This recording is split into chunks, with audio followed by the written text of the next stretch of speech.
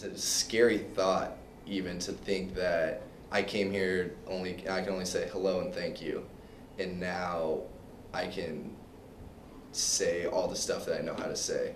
It's kind of a crazy thought that in 6 weeks you can learn a language that well where you can be able to get around at least. You know, be able to order at a restaurant, be able to use the public transportation, be able to, if someone asks you, you know, oh, where are you from? And I can say I'm American, I play basketball, I'm here studying, I'm gonna go to Hong Kong next week to study business.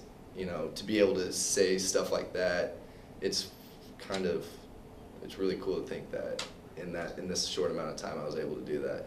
The only thing I knew how to say before coming to China was ni hao and xie xie. And xie xie came from a Rush Hour movie. If I just took a Chinese class at my university in the States, I definitely probably wouldn't want to continue, because I would have been overwhelmed and thought that it was too hard. So I think the immersion here made my interest, made me see, you know, the language and see how much more sense it makes in English, and to see, and just be able to, you know, being able to see characters written on a building rather than just letters, it kind of makes you want to study the language more.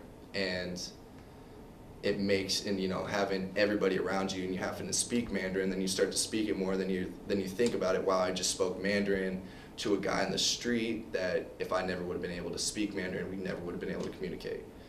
So that what really kind of kept my interest always high. Putting learning Mandarin aside, but going to China and just experiencing the culture and viewing the culture, I feel like in the future, when I become involved with the business world, that I'm hoping to be a global businessman, so hope I can do business with Chinese people, that I'll be able to understand their culture. So I think that this international experience is going to put me aside from other people who are doing the same thing I am, because not everybody, I mean, everybody can take a business class, everybody can take a Mandarin class, but not everybody can take a Mandarin class in Beijing. And the whole experience was, I mean, I couldn't imagine it going any better, honestly.